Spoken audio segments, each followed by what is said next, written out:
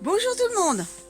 Alors, c'était pas la vidéo que j'avais prévu de vous faire aujourd'hui, mais bon, il y a eu des changements au niveau du temps et il est quand même plus logique de parler de ce qui se passe en ce moment.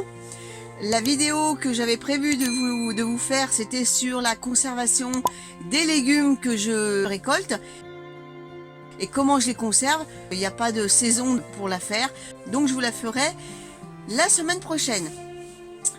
Vous voyez comment je suis habillée?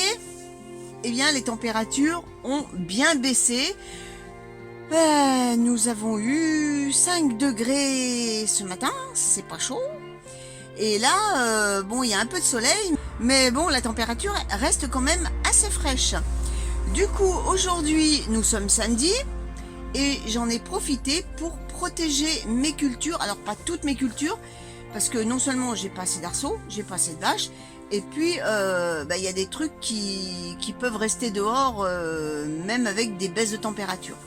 Mais j'ai protégé donc toutes mes salades d'hiver, les scaroles, et puis mes plantes carnivores.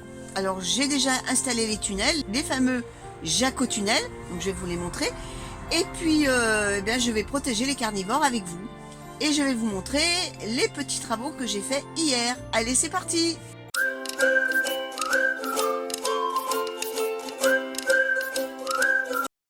Alors j'ai arraché tous les haricots verts, vous savez, ceux que je gardais pour les semences. Donc je les ai attachés là dans la serre, comme ça ils sont à l'abri, la tête en bas, et je les laisse sécher tranquillement. Et ensuite je récupérerai les graines. Ensuite j'ai coupé quelques courges éponges. J'ai pas tout enlevé parce qu'il y en a d'autres qui sont plus petites, encore bien vertes. Donc celles qui sont le plus avancées, je les ai enlevées, je les ai accrochées ici dans la serre à l'abri et j'attends qu'elles sèchent toutes seules. L'abri d'été, j'ai fait place nette. Là, il y avait mes salades, des salades rouges grenobloises en godet individuel. Donc, je les ai rapatriées dans la serre. Comme ça, elles seront un peu plus au chaud. Donc, voilà. Ici, ce sont les rouges grenobloises. Et là, j'ai de la laitue à couper. Voilà ce qui reste au niveau des courges éponges.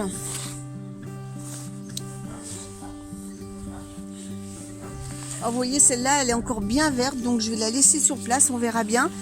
Ils annoncent pour ce soir et dans la nuit, ils annoncent des 0 degrés, donc je verrai bien si ça résiste ou pas. Là, j'en ai encore une ici. Et autrement, c'est toutes les petites qui sont venues bien après. Bon, celle-là, elle s'est un peu éclatée. Vous voyez, j'en ai une petite ici, puis j'en ai encore là, vous voyez. Bon, là, ça m'étonnerait qu'elle donne grand-chose. Mais je vais laisser les deux grosses sur pied.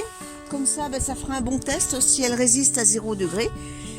De toute façon, la semaine prochaine, ça remonte. Donc voilà, c'est un test. J'en ai déjà 3 dans la serre. Donc déjà, avec 3, je peux récolter quand même pas mal d'éponges. Alors côté tunnel, ça y est, j'ai installé mes bâches. Les fameux jacotunnels. Alors j'avais dit que je mettais des pierres en chaque bout. Or cette année, non, j'ai décidé de mettre des piquets. Enfin voilà, j'applique la méthode de A à Z de Jaco et Lily. Donc j'ai mis des piquets, j'ai attaché la bâche au piquet et je l'ai tendue jusqu'en haut, jusque là-bas. Alors là, j'ai 2 bâches parce que ma bâche jaune, elle n'allait pas jusqu'au bout.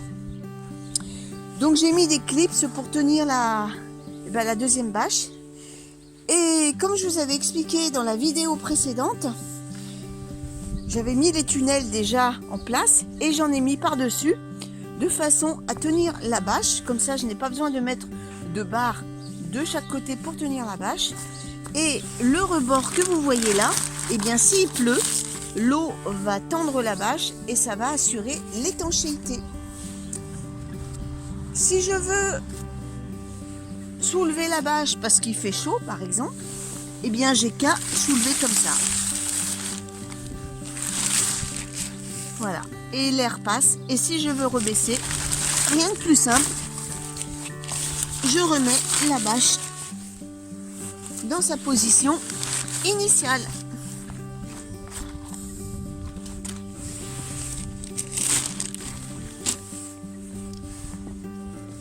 J'ai mis un tunnel ici et j'en ai mis deux autres là. Ici, j'avais des choux asiatiques que j'ai récoltés ce matin. Et toutes les feuilles que vous voyez, ce sont toutes les chutes, les vieilles feuilles que j'ai déposées au sol. Comme ça, ça va alimenter, ça va entretenir la fertilité du sol. Il n'y a que cette partie-là que je ne peux pas protéger parce que voilà, c'est pas bien pratique de mettre des tunnels. Alors il me reste des salades. Bon, on va croiser les doigts pour que elles résistent aux 0 degré de cette nuit. Il me reste des petites salades dont je ne peux pas mettre de tunnel parce que vous voyez là il y a de la vigne, donc je ne peux pas installer des arceaux. Donc là j'ai simplement mis une cloche, bien sûr que j'ai ouvert parce que le soleil tape et il faudrait quand même pas que ça les cuise. Voilà, uniquement pour cette nuit. Après je verrai, suivant la météo, je les enlèverai.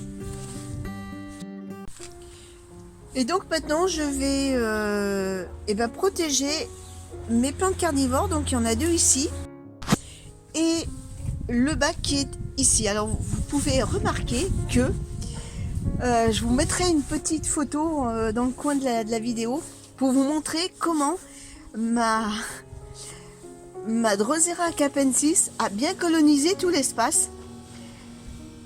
C'est phénoménal. Et en plus, elle est super belle. Elle est d'un beau rouge. Regardez comme elle est belle. On voit même les petites gouttelettes. C'est super beau. Avec le soleil qui tape dessus. C'est magnifique. Des perles de rosée.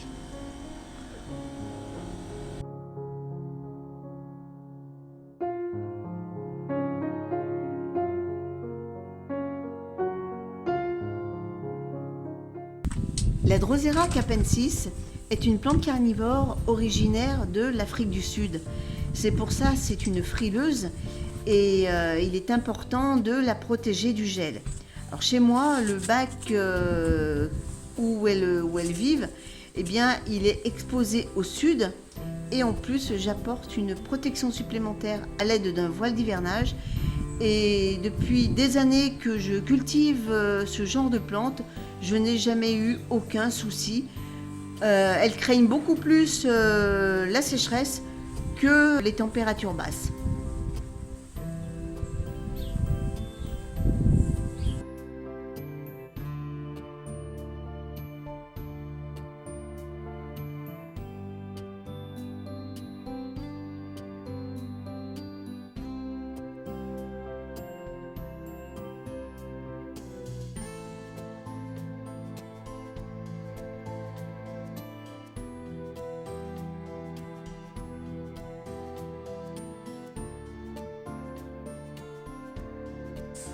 Après un petit nettoyage, j'enlève les feuilles mortes, et bien je place également les voiles sur les autres plantes carnivores.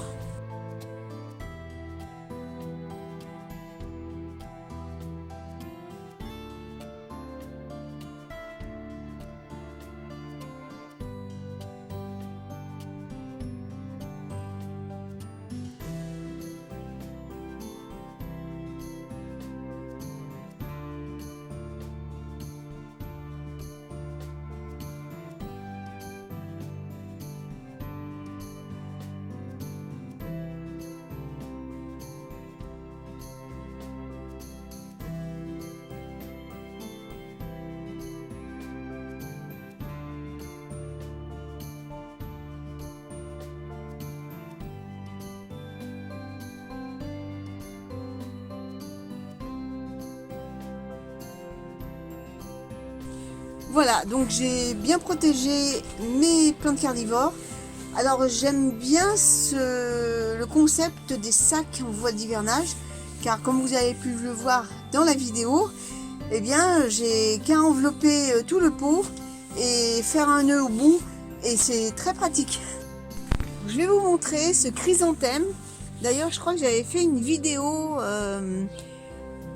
je l'avais déplacé, il était dans le potager et comme j'avais enlevé eh bien, les contours en bois, il allait me gêner et donc je l'ai déplacé.